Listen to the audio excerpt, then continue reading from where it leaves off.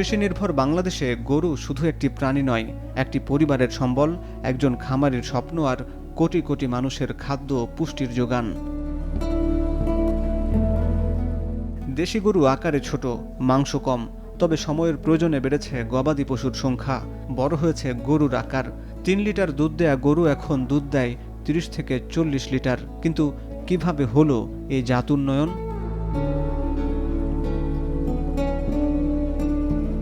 শুরুটা হয়েছিল ব্রিটিশ আমলে। বিংশ শতাব্দীর শুরুর দিকে কৃষি ও পশুপালন গবেষণার জন্য ঢাকা একটি খামার তৈরি হয়। ফার্ম বা খামারের প্রধান গেটটি এখন ফার্ম গেট নামে পরিচিত।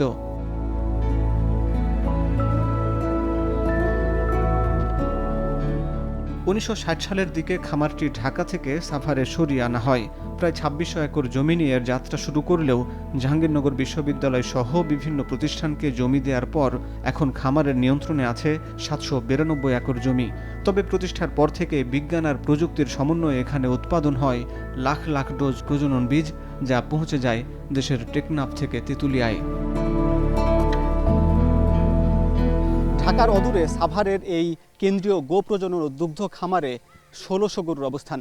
এখানে মূলত দেশি গরুকে কৃত্রিমভাবে জাত উন্নয়ন করা হয়। এখানেই গরুর দুধ ও মাংসের নীরবে বিপ্লব হচ্ছে। কিভাবে এখানে গরু পালন করা হয় সেই ব্যবস্থাপনা এবং এখান থেকে একজন ক্রেতা কিভাবে গরু সংগ্রহ করতে পারেন তার আদ্যোপান্ত তুলে ধরবে এই তথ্যচিত্রে।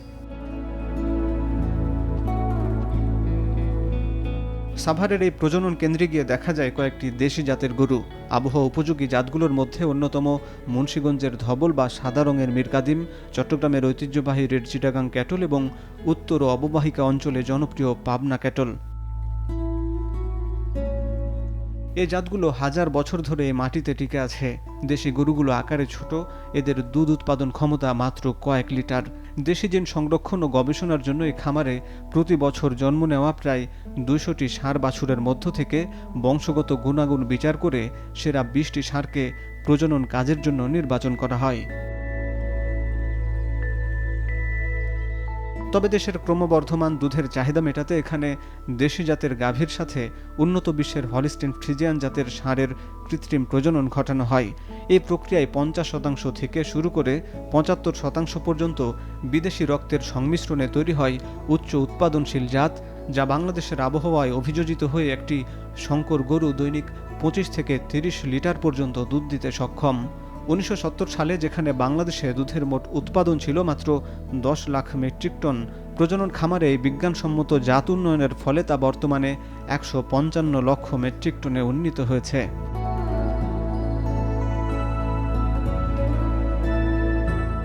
মাংস ও দুধ উভয় উৎপাদনের ভারসাম্যের জন্য উপমহাদেশীয় শাহিওয়াল জাতটিও এখানে লালন পালন করা হয়। বিজ্ঞানীরা বলছেন, দেশের ডেইরি খাতে বিপ্লব ঘটিয়েছে এখানকার হলিস্টিন ফ্রিজিয়ান ক্রস, আর মাংসের স্বাদ ও গঠনে বিপ্লব এনেছে পাকিস্তানি শাহিওয়াল জাত। যেই খামারি কমার্শিয়ালি করতে চায় তারা পিওর হলস্টেইন করবে, পিওর শাহিওয়াল নিয়ে কাজ করবে, কোনো সমস্যা নেই। আর যারা মাঝামাঝি পর্যায়ে দুধের জন্য যদি যায় তাহলে ক্রস ব্রেডের মধ্যে থাকবে। আর যারা প্রান্তিক পর্যায়ের খামারি তারা দেশি নিয়ে কাজ করবে। এই জাত উন্নয়নের জন্য প্রথম বিবেচনা করতে হবে আমার আবহাওয়ায় আমার দেশে কোন গরুগুলো আছে, এইগুলো যে কন্ডিশনে আছে এটা হলো বেস্ট কন্ডিশন। এখান থেকে যেখানে যেখানে আপনার পরিবর্তন সেটা করে নিতে হবে। যেমন হলস্টেইন গরু আজকে 40 লিটার ঘরে দুধ দেয়, কারণ যখন জাত হিসেবে তার উৎপত্তি হয়েছে সে তখন দুধ আধা পোয়া। ইভেন আজ থেকে 100 বছর আগেও যদি এই জাতের হিস্ট্রি নিতে যান দেখবেন দুধ দিছে গড়ে মাত্র 5 লিটার।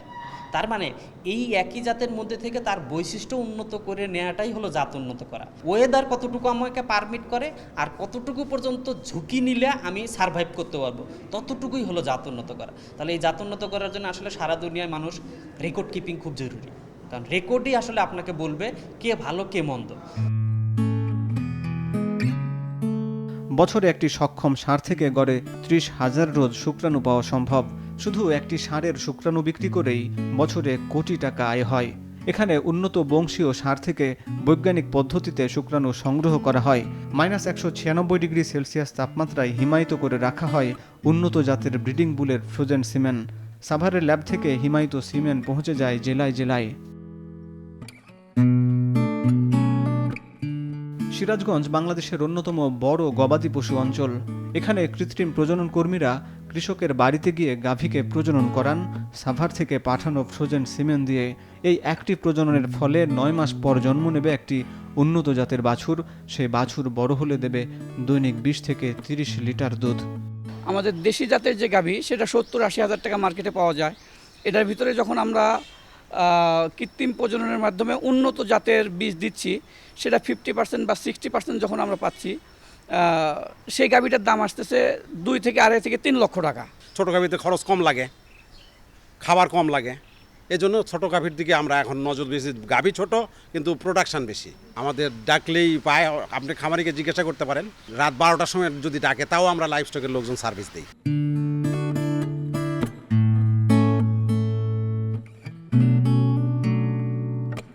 সাভার ছাড়াও দেশের আরও 6টি অঞ্চলে গড়ে উঠেছে সরকারি দুগ্ধ ও গবাদি পশু উন্নয়ন খামার।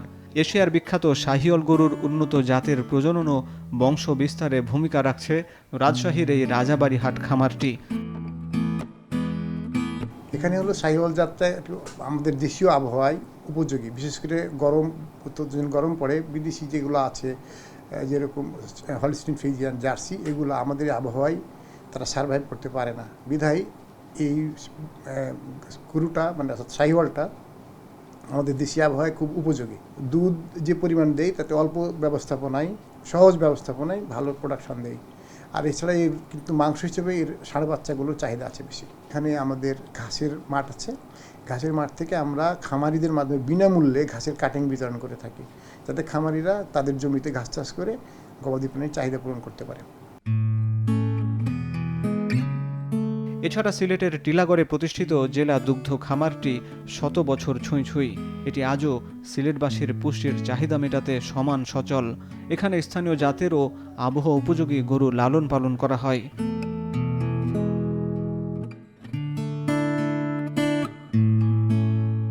প্রাণী সম্পদ অধিদপ্তরের সবশেষ পরিসংখ্যান অনুযায়ী বাংলাদেশে বর্তমানে মোট গরুর সংখ্যা প্রায় 2,47 লাখ। প্রতি বছর 1 কোটি গরু জন্ম নেয়। এর মধ্যে 20 লাখ দেশি গরুর প্রজনন হয় প্রাকৃতিকভাবেই, আর 80 লাখ গরুর প্রায় 35% উন্নত প্রজনন হয় বেসরকারি কয়েকটি প্রতিষ্ঠানের মাধ্যমে। বাকি 65% সরবরাহ করে সরকারি খামার। নির্দিষ্ট বয়সের পর বা শারীরিক সক্ষমতা হারালে গাভী ও ষাঁড়গুলোকে বাদ দেয়া হয়। এই বাতিল করা পশুগুলোকে নিলামের মাধ্যমে বিক্রি করা হয়। বছরে 2 থেকে 3 বার সাভার গো প্রজনন ও দুগ্ধ খামারে নিলামের মাধ্যমে অপ্রয়োজনীয় গরুগুলো বিক্রি করা হয়। কোরবানি ঈদের আগে সর্বসাধারণ নিলামে অংশ নেওয়ার সুযোগ পায়। যেগুলা দীর্ঘদিন বাচ্চা দিয়েছে, বয়স হয়ে গেছে, এখন আর তারা ঠিকভাবে বাচ্চা দিচ্ছে না, তাদের দুধের প্রোডাকশন অনেক কমে গেছে। দেখা যাচ্ছে যে তাদের ওলান বা অন্যান্য কোনো সমস্যা, অর্থাৎ বার্ধক্যজনিত কোনো সমস্যা আছে, ওইগুলাকে আমরা বাতিল হিসাবে গণ্য করা হয়। এই সকল বুল কাপ অর্থাৎ এরে বাছুর সেইগুলার পেডিগ্রি যাচাই করে। পেডিগ্রি বলতে তাদের রেকর্ড, যে তার মার দুধ প্রোডাকশন কেমন ছিল, তার দাদির কেমন ছিল, নানির কেমন ছিল, আবার তার বাবা কে ছিল, তার বাবার রেকর্ড কেমন। রেকর্ড যাচাই বাছাই করে যখন দেখে যে না, এই সকল ষাঁড় বাচ্চাগুলা ভবিষ্যতে ভালো বাবা হবে না, তখন কিন্তু সেগুলাকে তারা বাতিল বলে ঘোষণা করে।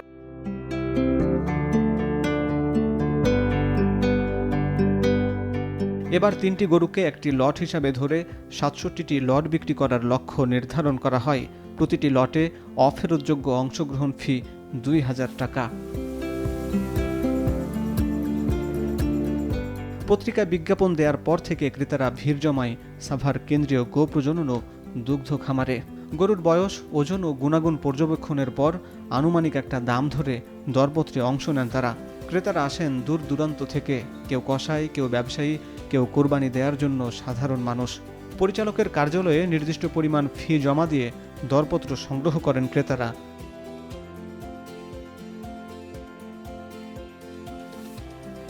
দরদাতাদের সামনেই সবার আবেদন যাচাই বাছাই করা হয়। সরকার নির্ধারিত দাম অনুযায়ী সর্বোচ্চ দাম হাঁকা ব্যক্তির নাম ঘোষণা করেন নিলাম কমিটির সদস্যরা। জাকির হোসেন প্রদত্ত দর 2,65,000 টাকা, সরকারি প্রাকলিত দর অপেক্ষা বেশি হয়, প্রাথমিকভাবে বিজয়ী।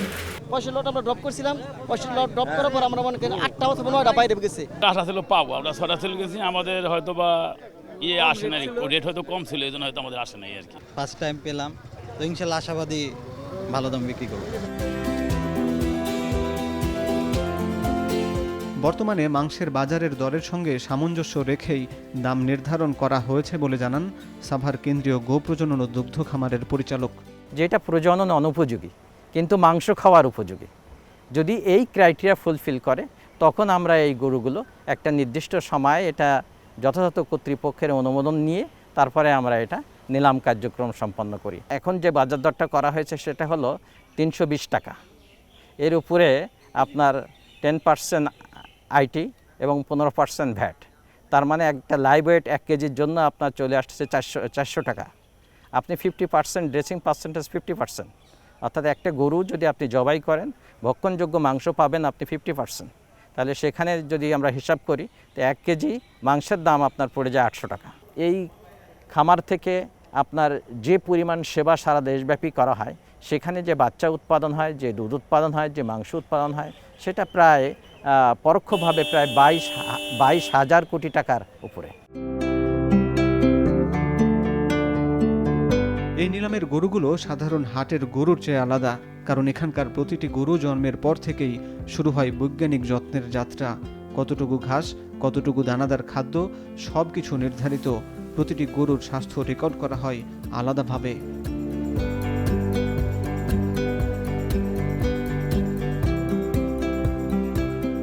এই ষাঁড়গুলোকে সামলানো সহজ নয়। হাজার হাজার কেজি ওজন, উত্তেজিত হলে বিপজ্জনক। কিন্তু এই মাঠকর্মীরা জানেন কোন ভাষায় কথা বলতে হয় তাদের সাথে। এই গরুগুলা মনে করা যে এত গরম মোটেই সহ্য করতে পারে না। সেক্ষেত্রে আমাদের এখানে শাওয়ার আছে, আপনার সিলিং ফ্যান আছে এবং সাংপার্সিবল টিউবওয়েল গাড়া আছে, আপনারা দেখতেছেন, লক্ষ্য করতেছেন। এবং ঠিক মতো খাচ্ছে কিনা, অসুস্থ হচ্ছে কিনা আমাকে গাইডলাইন করতে হয়। 3 শিফটে ডিউটি করি আমরা। সকাল 6টা থেকে দুপুর 2টা পর্যন্ত এক শিফট, দুপুর 2টা থেকে রাত 10টা পর্যন্ত এক শিফট, রাত 10টা থেকে আবার ভোর 6টা পর্যন্ত, এভাবে অল্টারনেট হইতে থাকে। যে 2:30 পৌনে 3টা নাগাদ আমরা ওই যে গরুকে দানাদার খাবার খাওয়াবো, তারপরে সাদা ফ্রেশ পানি খাওয়াবো, তারপর আবার ঘাস, কাঁচা ঘাস কিংবা খড় যেটাই খাওয়াই, এটা পর্যাপ্ত পরিমাণে খাওয়ানোর পর তারপরে এদেরকে গোসল করাবো, পরিষ্কার করব, হ্যাঁ, তারপরে রেস্ট নেবে। তারপরে রাত 10টা আমরা চলে যাব। 10টা যারা আসবে তারা কোনো খাবার টাবার দেবে না, জাস্ট তারা পরিচর্যা করবে, দেখবে। এখানকার খাদ্য তালিকা আছে ভুট্টা, ওটস, জাম্বু, নেপিয়ার ঘাস, সাথে দিনে 2 থেকে 3 কেজি খড়। গবাদি পশুর সুষম পুষ্টি নিশ্চিত করতে সাভারের খামারে স্থায়ী ও মৌসুমি মিলিয়ে চাষ করা হচ্ছে নানাবিধ উচ্চ ফলনশীল উন্নত জাতের ঘাস। বাজারে 1 কেজি দানাদার খাদ্যের দাম যেখানে 50 থেকে 55 টাকা, সেখানে মাত্র 4 থেকে 5 টাকায় পাওয়া যায় 1 কেজি পুষ্টিকর সবুজ ঘাস। ফলে দানাদারের ওপর নির্ভরশীলতা কমিয়ে কাঁচা ঘাস খাওয়ানো হলে খামারের উৎপাদন খরচ 70% পর্যন্ত নেমে আসে। গবাদি পশু পালনে খাদ্য খরচ হলো প্রধানতম খরচ। তো সেই খরচে আবার এই খাদ্য উপাদান আমাদের আমদানিও করতে হয়, আমদানি নির্ভরতা। কাজে সেই জায়গাটা কমিয়ে যদি আমরা দেশীয় উৎস থেকে দেশীয় গবাদি পশুর জাতের উন্নয়ন করতে পারি, তাতে করে আমাদের খাদ্য খরচ কমবে, মাংসের দাম কমবে এবং আমরা চাহিদা মেটাতে পারবো। দ্বিতীয়ত হলো আমরা শুধু চাহিদার পাশাপাশি আমরা কিন্তু রপ্তানিত গবাদি পশুর কিছু অপ্রচলিত অঙ্গ প্রত্যঙ্গ কিন্তু রপ্তানি হয়, প্রায় 100 কোটি টাকার মতো। বুল স্টিক, লেস, এগুলো রপ্তানি হয়। কিন্তু তার জন্য প্রয়োজন হইল কোয়ালিটি, মানসম্মত অপ্রচলিত অংশ সংগ্রহ করা। অধিকাংশ ক্ষেত্রে এই কুরবানির পরে এই সমস্ত অপ্রচলিত অঙ্গগুলোকে ফেলে দেওয়া হয়। ওই জায়গায় আমরা উদ্যোগ নিচ্ছি। জাতিসংঘের খাদ্য ও কৃষি সংস্থার তথ্য মতে গবাদি পশু উৎপাদনে বাংলাদেশ বিশ্বের শীর্ষ দেশগুলোর একটি। চাহিদার চেয়ে বেশি মাংস উৎপাদন হলেও এখনও গোমাংস বিদেশে রপ্তানি করা যাচ্ছে না। রপ্তানি চুক্তি ও বিশ্ব প্রাণী সংস্থার ছাড়পত্র না থাকা এবং পশুখাদ্যের চড়া দাম রপ্তানিতে প্রধান বাধা। বছরের সবচেয়ে বেশি গবাদি পশু জবাই হয় কোরবানি ঈদেই। অর্থনীতিবিদদের মতে প্রতি বছর কোরবানিকে কেন্দ্র করে যে অর্থনৈতিক কর্মকাণ্ড সৃষ্টি হয় তার আকার প্রায় লাখো কোটি টাকা। কোরবানি দেশের অর্থনীতি, ধর্মীয় অনুভূতি আর সংস্কৃতির এক মহা উৎসব। বছরের অন্য সময়ে মাংস কেনা যাদের সাধ্যের বাইরে, এই একটা দিন তারাও সামিল হন এই উৎসবে।